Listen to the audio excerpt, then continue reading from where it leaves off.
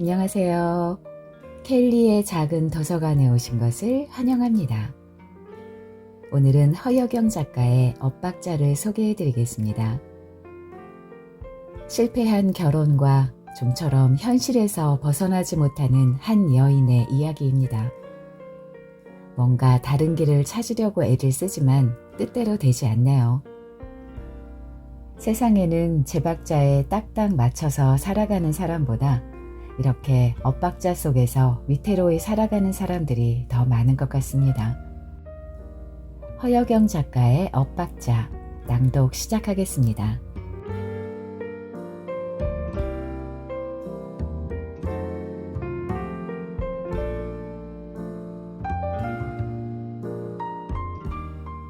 쏟아붓듯 내리는 폭우에 내면의 상념까지 모두 쓸려나가기를 바랬다. 아무에게도 방해받지 않은 채 마음 청소를 하고 묵은 때를 벗겨내고 싶었다. 오롯이 빗소리에 묻혀서 하루를 조용히 보내고 싶었다. 거칠게 내리는 폭우는 상쾌함과 함께 일종의 카타르시스를 느끼게 했다. 전화벨 소리가 빗소리에 묻혀 들리지 않고 불빛만 반짝거렸다. 전화를 받을까 말까 망설이다가 통화 버튼을 눌렀다.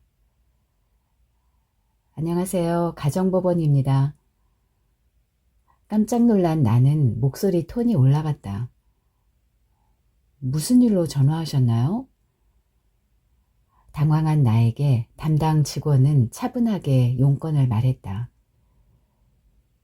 이혼 조정 절차와 시기 등을 조율하기 위해서 전화를 드렸습니다. 무슨 말을 들었는지 몽롱했다. 죄송한데요. 다시 말씀해 주시겠어요? 담당 직원은 친절하게 다시 말을 해주었다. 통화가 끝나고 나서 쏟아지는 폭우를 바라보았다. 마치 망치로 뒷머리를 한 대 맞은 기분이었다. 어느 정도 예상은 하고 있었으나 이혼이라는 절차가 진행되기 시작한다는 것을 인지하자 조금은 당황스럽기까지 했다. 오랫동안 마음의 준비를 해봤지만 그래도 막상 코앞에 닥치고 보니 손끝이 떨리고 감정의 결들이 살아 올라와 숨이 가빠졌다. 휴 하고 숨을 내뱉고 천천히 몰아쉬면서 거친 호흡을 가라앉혔다. 깊이를 알 수 없는 늪 속으로 내 몸이 점점 빨려 들어가는 듯 어지러웠다. 나 자신을 잘 안다고 생각하고 살아왔다. 그런데 나 자신을 정말 잘 알고 있는지 반문해 보아야 할 순간이 닥쳤다. 길을 가다 막혔을 때처럼 어두운 터널 속에 갇힌 것처럼 암울했고 무엇을 어떻게 정리해야 할지 떠오르지 않았다. 쓸쓸함이 파도처럼 밀려왔다. 예쁜 나이, 예쁜 얼굴, 예쁜 몸매는 끝났다. 대신 활기를 잃어버린 눈동자와 늘어지기 시작한 뱃살과 이마의 깊은 주름만 세월의 흔적으로 남았다. 젊음은 비가 온 뒤 잠시 반짝이는 햇살처럼 찰나의 시간이었고 낭만과 지칠 줄 모르는 에너지는 이제 사라졌다. 사랑이라는 안개는 거치고 상처투성이의 마음과 검버섯이 도드라진 민낯이 드러나고 있었다. 영원할 줄 알았던 사랑은 알 수 없는 불안으로 일상을 지치게 했고 끝내 배반이라는 쓰나미가 되어 나를 덮쳤다. 그리고 내 인생의 시계는 거기서 멈춰버렸다. 가지를 뻗지 못하는 병든 나무처럼 서서히 죽어가고 있었다. 사랑했던 날들이 있었던가? 찰나의 기억만 남기고 사랑은 멀어졌다. 슬프게도 그것은 이제 꿈속에서나 만날 수 있는 남의 일이 되었다. 어떻게 이럴 수가. 그동안 내 사랑은 집착이었고 방황의 연속이었다. 준호는 멀어지지도 가까워지지도 않은 말라빠진 나무 토막처럼 관심의 울타리를 벗어나 어느 결엔가 낯선 타인으로 자리했다. 그런 그의 모습은 풀리지 않는 매듭이 되어 점점 더 나의 마음을 헝클어뜨리며 나를 바위처럼 무겁게 만들었다. 내 뇌리에는 어느새 난해한 의문부호 하나가 자리 잡았다. 준호는 또 다른 여자를 만날 거고 난 평생 의심하는 여자가 되어 살게 될 거야. 다시 날 사랑해줄 남자가 있을까? 나를 둘러싸고 있는 일상의 어두운 그림자를 떨쳐내려고 가까운 탁구장에 회원으로 등록했다. 활기 넘치는 그곳에서 날마다 시간을 보냈다. 거기에서 만난 석준과 벌이는 핑퐁 게임도 무르익어 가고 있었다. 오늘 저 때문에 유난히 땀을 많이 흘리셨으니 시원하게 맥주 한 잔 어때요? 좋지요. 운동 후에 마시는 맥주는 달콤했다. 석중 씨 덕분에 탁구가 재미있는 운동이라는 것을 알게 되었어요. 다른 사람하고 치면 공이 유난히 붕붕 뜨고 안 맞는데 석중 씨하고 하면 공이 안정적으로 잘 맞아요. 내 말에 그가 웃으면서 대답했다. 탁구는 상대방하고 합이 맞아야 하는 운동이에요. 랠리가 많이 이어져야 재미가 있어요. 자상하고 부드러운 성격이어서 부인께서 좋아하시겠어요? 내 말을 듣고 술잔을 비우며 석중이 무겁게 입을 열었다. 사실은 그렇지도 않아요. 저희 집사람이 저 때문에 고생을 많이 했어요. 제가 늦게까지 공부하는 걸 뒷바라지 하면서 아이들 키우고 살림을 꾸려왔지요. 무엇인가 무거움을 느낀 나는 밝게 말했다. 안정된 공무원 직업을 가지셨잖아요. 앞으로 행복할 일만 남으셨네요. 석중이 나를 바라보며 다시 진지하게 말을 이어나갔다. 우리 집사람이 뇌경색으로 쓰러져서 오래전부터 요양원에 있어요. 마음이 편치 않죠. 늘 웃으시고 자상하게 탁구를 가르쳐 주셔서 고민이 없으신 줄 알았어요. 새로운 사실을 알고 정색하는 내 얼굴을 그가 바라보았다. 이제 제 나이 50 중반이지만 아직도 사랑을 꿈꾸고 있어요. 더 늦기 전에 가슴 절절한 사랑을 꼭 해보고 싶어요. 석중이 내 눈을 지그시 바라보았다. 나는 알 수 없는 측은지심이 발동했다. 그의 눈을 피하지 않았다. 자상하고 진실해 보이는 그의 눈길은 부드러웠다. 집으로 돌아온 나는 소파에 몸을 기대고 앉았다. 그리고 눈을 감았다. 사랑을 갈구하는 외로운 남자의 로맨틱한 눈빛이 핑크빛 여운으로 감돌았다. 내 얼굴에 잔잔한 미소가 해맑게 번졌다. 석중은 보통의 키에 마른 체형을 하고 있었다. 까무잡잡하고 살이 없는 얼굴에는 늘 검은색 뿔테 안경이 걸려 있었다. 누가 봐도 그는 눈길이 가지 않는 비호감 외모를 지닌 남자였다. 언젠가 내가 작고 앙증맞은 탁구공을 쳐서 뻥 하고 야구공처럼 날렸을 때 석중이 말했다. 탁구공은 아기 다루듯이 살살 달래야 해요. 혼자 하는 운동이 아니고 파트너와 같이 호흡을 맞춰야 하니까 배려하고 양보하는 운동이에요.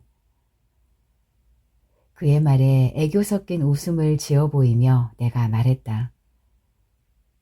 제가 못 쳐도 잘 받아주세요. 못 치면 못 받는 건 당연한 거죠. 자, 제가 서브를 넣을 테니 살살 부드럽게 받아보세요. 석중은 탁구공이 가득 담긴 바구니를 옆에 두고 서브를 계속 넣어주었다. 탁구 초보자와 탁구를 치며 시간을 보낸다는 것은 엄청난 인내심이 필요하다. 그와 나는 하루도 빠지지 않고 만났다. 잘 웃어주는 남자 석중이 있어서 탁구장에 수월하게 적응했다. 그날은 내가 친 탁구공이 하늘을 향하고 석중의 몸 남자의 상징인 그곳을 강타했다. 당황스러운 표정으로 그가 웃으며 말했다. 뭡니까? 스트레스 쌓였나요? 네, 스트레스 푸는 중이에요. 스트레스는 탁구장에서 풀지 말고 밖에 나가서 풀어야지요. 같이 나가실래요? 그럽시다. 근처의 호프집에서 맥주를 마셨다. 술 기운이 돌자 석중에게 내 마음을 비춰 보였다. 탁구 치는 시간이 가장 기다려져요. 그가 나를 바라보았다. 남편하고는 사이가 어때요? 갑작스러운 그의 질문에 약간 당황스러웠다. 답답한 마음과는 달리 반대로 말했다. 남편하고는 아무 문제 없어요. 그가 씩 웃으며 싱겁다는 표정을 지었다. 남편은 남의 편이라고 하던데요. 반문하듯 내가 말했다. 부인하고 사이가 좋으시겠어요. 자상하신 성품이시니까요. 네, 저도 아내를 사랑합니다. 석중의 얼굴에 부드럽고 섬세한 미소가 지어졌다. 아내를 사랑한다고 말하는 그의 얼굴에서 어딘지 모를 외로움도 함께 번져나왔다. 그와 나는 알 수 없는 친밀감을 느끼며 말없이 서로를 바라보았다. 겉으로 드러내놓을 수 없는 서로의 속마음을 감추고 있지만 바라보는 눈빛은 따뜻했다. 문득 석중과 어쩌면 특별한 인연이 될 수도 있겠다는 생각이 들었다. 바람 부는 날 흔들리지 않는 나무는 없다. 아무도 돌보지 않았던 내 안에 비어있는 공간에 황량한 바람소리만 가득했다.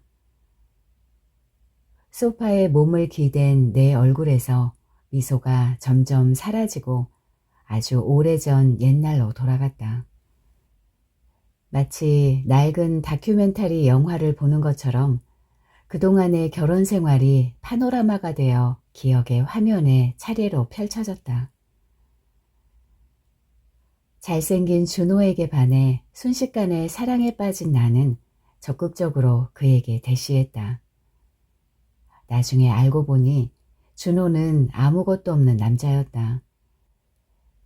가진 것이라고는 잘생긴 얼굴과 잘 빠진 몸뿐이었다.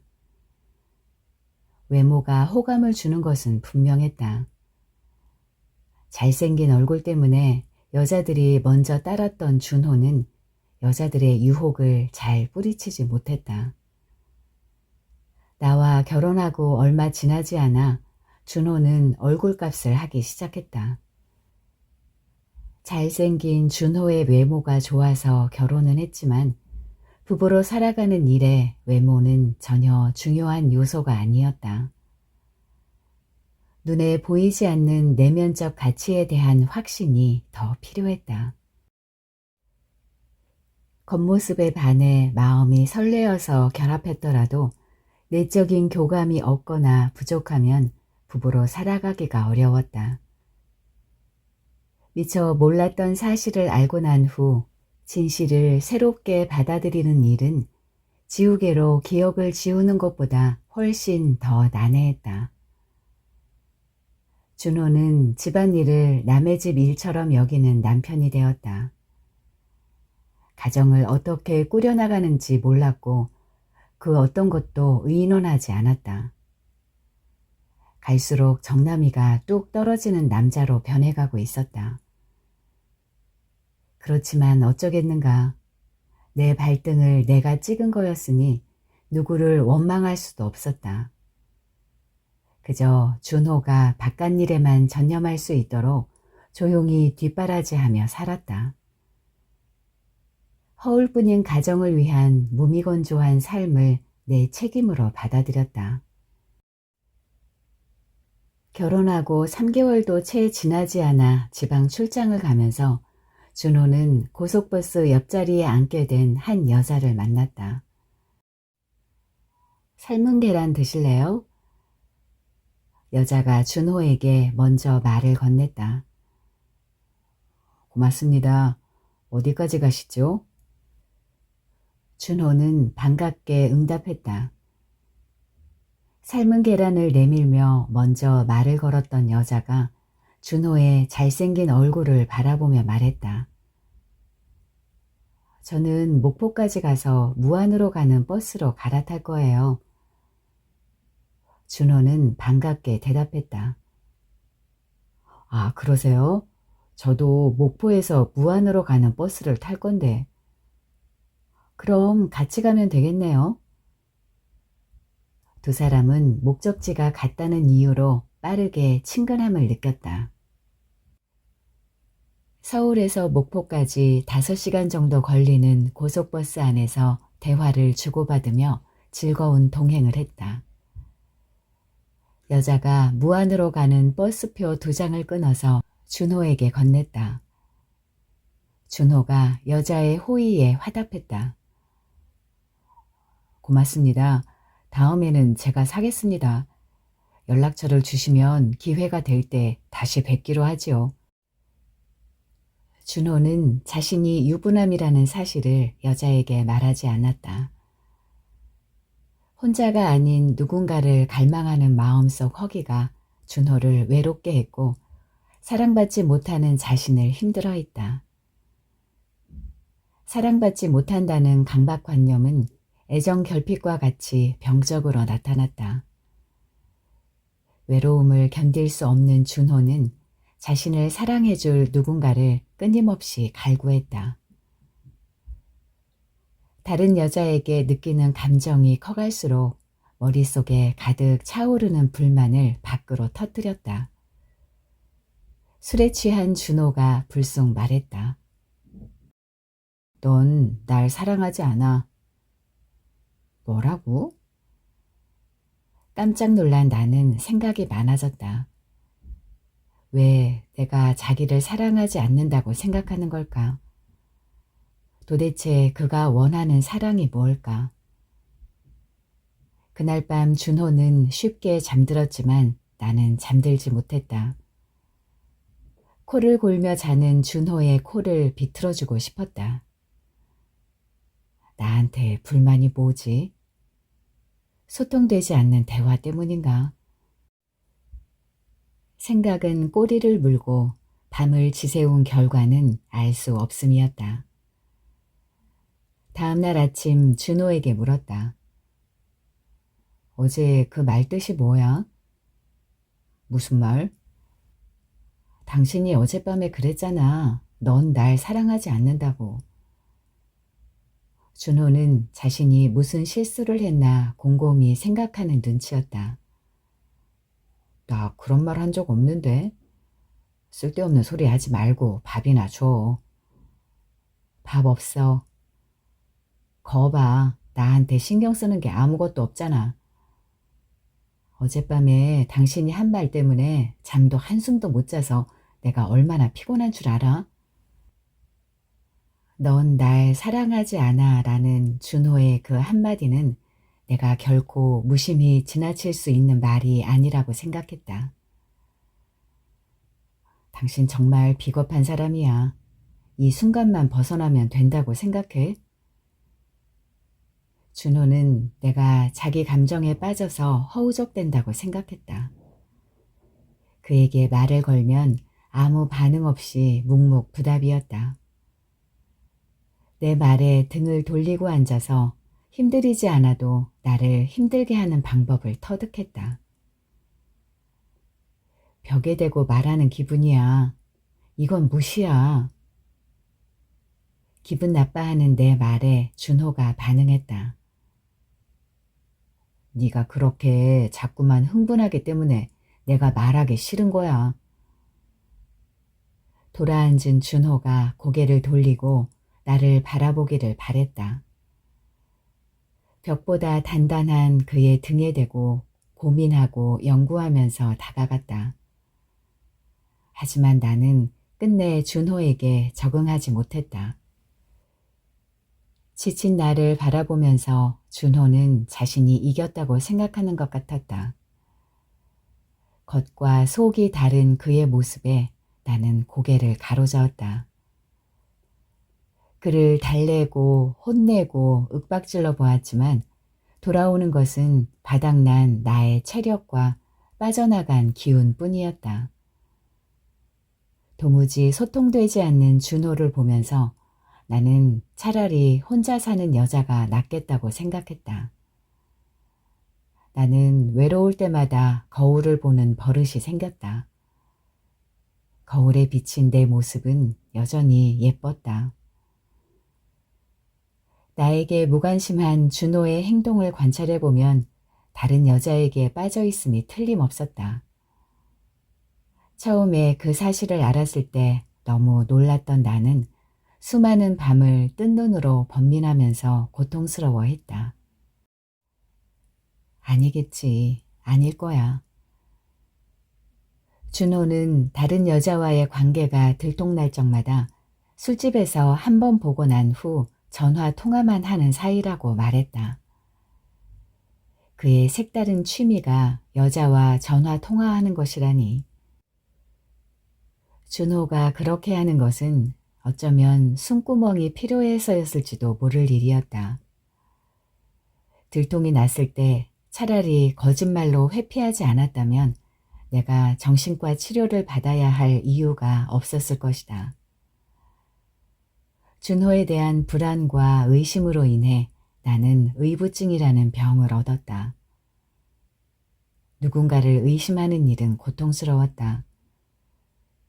일상을 마비시키고 오직 한 가지 생각에 머무르게 했다. 밥을 먹다가도 불현듯 준호가 다른 여자와 연애하는 모습이 떠올랐다. 친구와 차를 마시거나 장을 볼 때도 불쑥불쑥 준호의 행방이 궁금해지고 불안이 덮쳤다.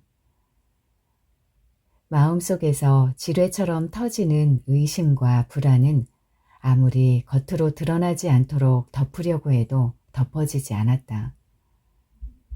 그러면 그럴수록 범민은 점점 더 어긋나는 방향으로 내달렸다.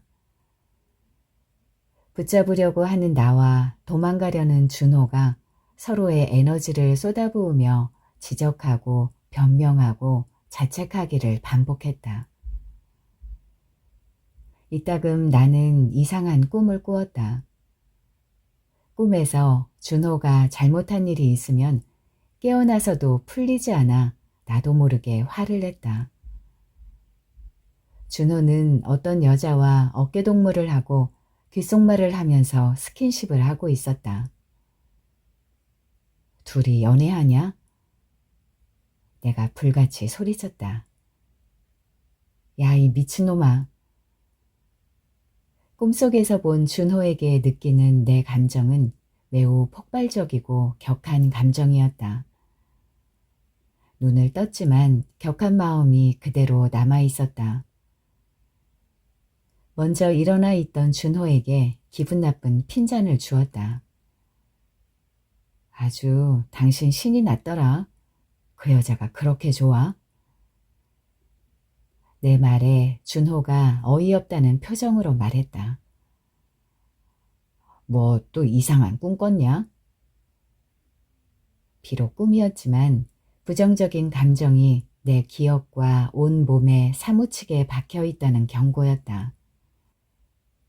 그런 식으로 느끼게끔 행동하지 말아달라는 내 감정 전달이었다. 머릿속 뇌 구조부터 서로 다르게 생긴 준호와 나는 줄다리기를 하듯이 줄을 팽팽하게 잡아당겼다. 준호의 마음을 이해하지 못하는 답답한 내 마음이 분노가 되어 하늘을 찔렀다. 나의 의심증이 심해질수록 준호는 더 멀리, 더 빠르게 도망쳤다. 아무도 없는 황량한 들판에서 울부짖는 병든 나를 조롱하듯 그는 점점 더 멀리 달아났다. 병이 깊어질수록 준호와의 거리는 가물가물 멀어지고 있었다. 칙칙한 줄무늬 티셔츠에 무릎이 튀어나온 추리닝 바지를 즐겨 입는 내가 헝클어진 머리를 아무렇게나 질끈 동여매고 텔레비전을 보며 낄낄거렸다. 식탁 위에는 먹다 남은 맥주와 과자 부스러기가 지저분하게 흐트러져 있었지만 준호는 관심을 보이지 않았다. 내가 외출을 해도 행방을 묻거나 통제하지 않았다. 그와 나는 서로를 사랑하는 방법이 달랐고 타이밍이 맞지 않았다. 앞서거니 뒤서거니 삐그덕대고 엇박자를 쳤다. 결혼하면 외롭지 않을 것이라는 생각을 했었다. 하지만 결혼해서 살면서 더 외로워졌다. 준호가 가정보다 바깥일에 빠져 있을 때 그때부터 정말 이혼하고 싶어졌다. 그런데 돌이켜보면 결혼해서도 행복하고 외롭지 않은 부부가 얼마나 될까 하고 스스로 위안을 하게 된다. 준호가 내 마음을 채울 수 없다는 걸 깨달았다. 음악을 듣고 산책을 하고 혼자 있는 시간을 즐겼다. 곁에 아무도 없어도 외롭지 않았다. 오히려 누군가에게 맞추면서 살아간다는 것이 번거로울 거라는 생각을 했다. 누군가를 위해 나의 에너지를 소진하고 싶지 않았다. 사랑과 결혼은 외로움에서 벗어나려는 도피처가 아니었다. 사랑하는 사람과 함께 살아도 외로운 건 마찬가지였다. 사랑이 깊어질수록 외로움도 함께 깊어진다는 말은 맞는 말이었다. 사랑이 아무리 커져도 결국은 서로가 완전히 다른 존재라는 것을 끝내는 알게 될 테니까. 잡념들을 의도적으로 떨쳐버리고 준호에게 다가갔다. 준호와의 잠자리를 통해 나만의 로맨틱을 즐길 수 있는지 알아보려는 시도였다. 준호를 내가 원하고 사랑할 만한 미지의 남자 역할을 할 대리인으로 삼자는 의도였다. 지그시 눈을 감았다. 내가 원하는 남자의 형상을 머릿속에서 불러냈다. 불특정 다수의 남자가 번갈아 스치고 지나갔다.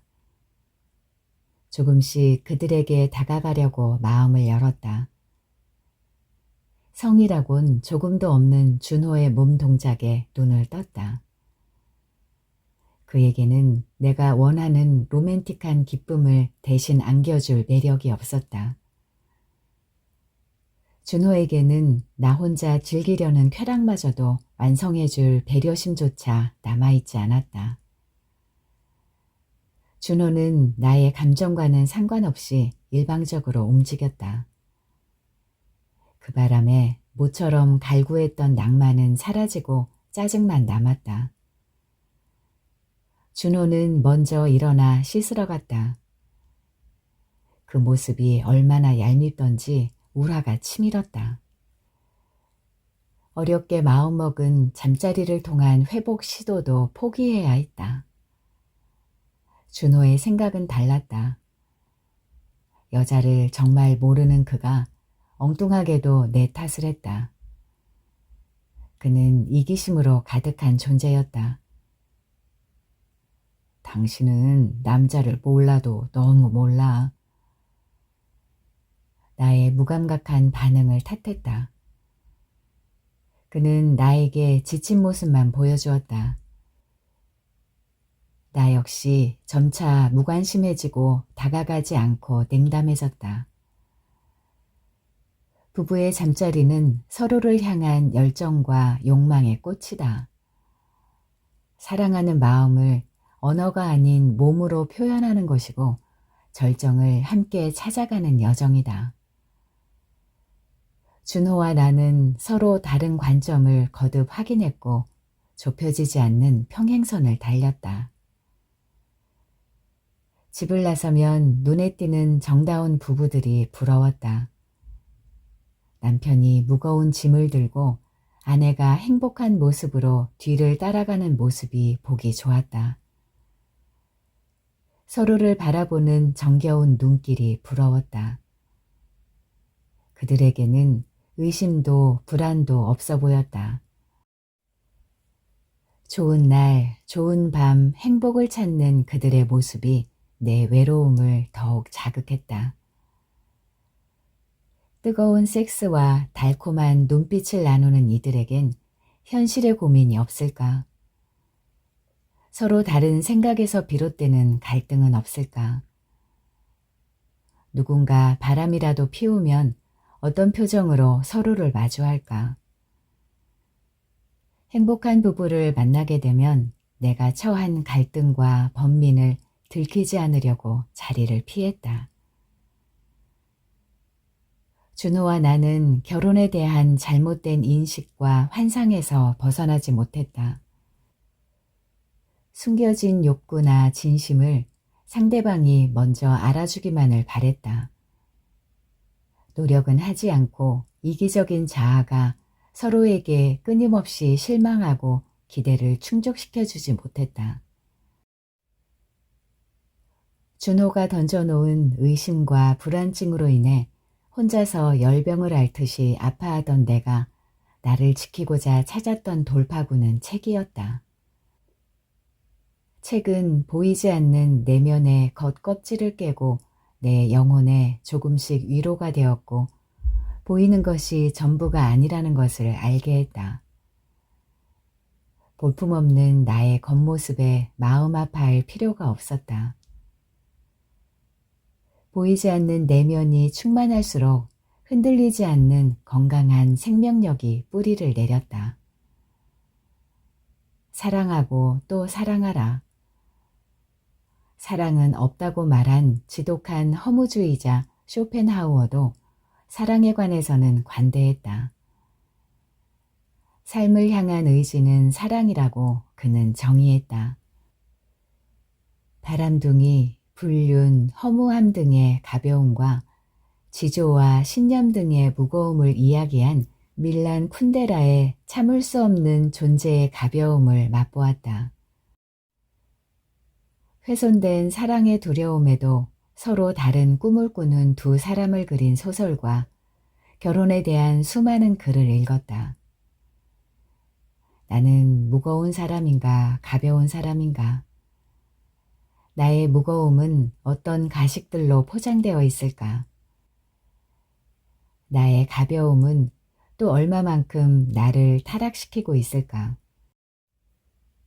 외피질을 침투한 자기인식은 내피질에 뿌리를 내렸고 정신세계를 확장시켰다. 정신세계는 크고 넓고 끝이 없었다. 책은 나만의 도피처였다. 그리고 밤은 문학적 성찰의 시간이었고 사색의 시간이었다. 아픈 나를 위해 내가 할 수 있는 최선의 노력이었다. 그리고 불안은 누구의 것도 아니었다. 맞고 틀린 것이 아니라 그저 다르게 판단하고 생각하는 것뿐이었다. 결국은 스스로 자기 올가미에서 벗어나야 한다는 것을 깨달았다. 우연히 준호의 핸드폰을 보게 된 나는 소스라치게 놀랐다. 음성 녹음 파일을 열어보았다. 전화를 먼저 건 준호에게 여자 목소리가 들려왔다. 오빠라고 말하는 여자에게 준호가 응석 부리듯 부드럽게 졸라대는 목소리가 들렸다. 여자가 전화기에 대고 입을 맞추는 소리가 들렸다. 그리고 서로 사랑한다는 말. 그동안 내 머리를 맴돌게 하던 의심증은 허상이 아니었다. 그건 나에게 하나의 사건으로 남았다. 분노가 불쑥 치밀어 올랐다. 자욱한 안개로 아무것도 보이지 않는 길거리에 혼자 남겨진 기분이었다. 텅 빈 가슴속 밑바닥에서 불현듯 나란 존재가 불쌍하기도 하고 가여웠다. 아무리 벗어나려고 해도 이러면 안 된다고 발버둥 쳐도 벗어날 수가 없었다. 달아나려고 할수록 비참해졌다. 불안한 마음을 진정시키며 퇴근하는 준호를 맞이했다.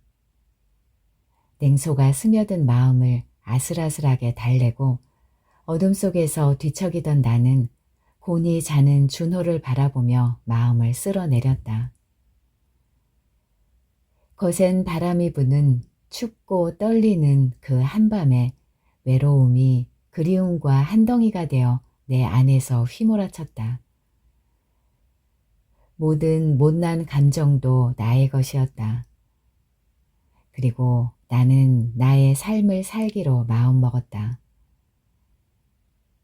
내 마음속 욕구 불만이 점점 자리를 넓혀가는 한 준호에게 받은 상처와 외로움은 숨죽여 참는 것만으로 해결되지 않았다. 참을수록 엉뚱한 곳으로 빗나가려는 결과를 맞이했다. 돈 잘 벌고 나만 좋아해 줄 누군가가 있다면 행복할 수 있을까? 채워지지 않는 욕심은 어느새 더 높은 욕심으로 변했다. 생긴 모습도 멋져야 하고 집안일도 잘 도와주는 자상하고 로맨틱한 사람이 남편이라면 얼마나 좋을까? 내 마음속에 점점 쌓여가는 불만과 비례하여 욕심은 자꾸만 부풀어 올랐다. 준호에게서는 옆집에서 빌려다 놓은 허들의 나무 토막처럼 아무런 매력이 보이지 않았다. 소통의 한계를 느낀 나는 준호의 뒷모습만 보아도 질려버렸다. 그와 마주하여 서고 싶지도 않았다. 말 한마디 주고받는 것조차 이질감만 키울 뿐이었다. 내가 이렇게 말하면 준호는 저렇게 말했다. 내가 다시 저렇게 말하면 그는 무자르듯이 됐어 하고 말을 끊는다. 지칠 대로 지친 내 목소리와 내 심장에는 답답함만 쌓일 뿐이었다. 주말이면 오후 2시에 준호는 집을 나갔다. 당구장이 문을 여는 시간이라고 했다. 자정이 넘어서야 집으로 들어왔다. 나는 준호의 사생활을 알고 싶지 않았다. 서로의 다름을 알고 받아들이기까지 오랜 시간이 걸렸다. 준호의 돌아앉은 뒷모습이 나의 머릿속 내피질에 각인되었고 다가가서는 안 된다고 생각했다. 마음의 문을 닫았다. 결혼 생활에 지친 나는 결국 준호에게 비명을 지르듯 고통을 호소했다. 우리 그만 보고 살자. 당신을 보고 있으면 숨이 막히고 너무 힘들어. 당신이 옆에 있다는 이유만으로도 내가 숨이 막혀 죽을 것 같아. 준호의 무관심과 외면이 채증처럼 가슴 한편에 담아 언제나 먹먹하고 답답했다. 어이없다는 표정으로 준호가 소리쳤다. 도대체 뭐가 불만인데? 지금까지 참고 살아온 건 당신이 아니라 나였다고. 우린 서로에게 뿌리 내리지 못하고 메말라서 죽어가는 나무들이 되었어. 그런 모습으로 서로에게 상처만 줄 뿐이야. 너는 날 사랑하지 않잖아. 누구나 상처받으며 살아가지만 부부 문제는 어느 한 사람 때문이 아니라 양쪽의 상호작용이 결정한다. 한 사람을 단죄하는 것으로는 부부 갈등이 절대 해소되지 않았다. 상대를 잘못 만나면 자기 자신을 해치면서 계속되는 불협 화음에 에너지를 소모하다가 어느 순간 포기하고 싶은 지점이 나타나는 것이다. 답답한 마음을 누르고 살던 나는 2달여 만에 탁구장에 들렀다. 탁구 파트너 석중은 볼 수가 없었다. 한동안 나오지 않았다고 했다. 탁구장에 오지 않는 그의 안부가 궁금했다. 석중의 사물함이 그대로 남아있어서 언젠가 그를 볼 수 있으리라는 생각을 했다. 며칠 후 나는 탁구장에 갔다가 전날 석중이 다녀갔다는 말을 들었다. 어긋나는 타이밍이 안타까웠다. 그에게 전화를 걸었다. 여보세요? 여자의 음성이었다. 김석중 씨 전화가 아닌가요? 네, 맞는데요. 누구신가요? 아, 네, 여기 탁구장이에요. 지금 안 계시는데 들어오시면 탁구장에서 전화 왔었다고 말씀드릴게요. 밝은 목소리로 전화 받은 여자가 누구일까 궁금했지만 대놓고 물어볼 수는 없었다. 그의 아내는 뇌경색을 앓는 환자라고 했는데 궁금증이 여러 갈래로 떠올랐다. 다음 날부터 하루도 빼놓지 않고 탁구장에 갔다. 보름 만에 그를 만났다. 그의 옷차림이 전에 보았을 때보다 훨씬 밝고 깨끗했다. 어쩜 그렇게 무심할 수가 있어요? 매일 기다렸는데. 아이고, 죄송합니다. 바쁜 일이 있어서요. 여러 가지 일들이 있었네요. 오랜만에 찻집에 마주 앉았다. 3개월여 전 그와 마주했을 때의 느낌은 사라지고 어딘지 모를 거리감이 느껴졌다. 탁구 파트너를 너무 오래 기다리게 하셨어요. 부인은 잘 계신가요? 집사람 병이 심해져서 저도 경황이 없었고요. 다른 일들이 겹치는 바람에 탁구 생각할 겨를이 없었네요.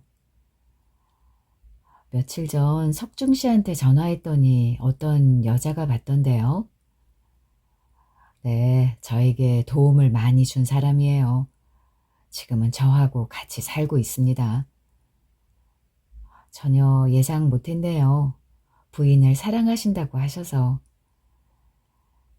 아내가 아프기 시작한 다음 조금씩 쌓여온 허전함이 컸던 것 같아요. 저도 이젠 많이 변했다는 생각을 합니다. 내가 꿈꾸었던 낭만적인 사랑은 없었다. 이미 있는 그대로 그 사람을 바라보아야 하는 나이라는 것을 깨달아야 했다. 사랑은 새털보다 가볍게 세상에 날아다니는 것이었다. 사람의 마음이 아침과 저녁 다르게 간사하다는 것을 새삼 느끼며 찻집을 나섰다. 날아온 겨울바람 한 자락이 두 뺨을 세차게 핥히고 지나갔다.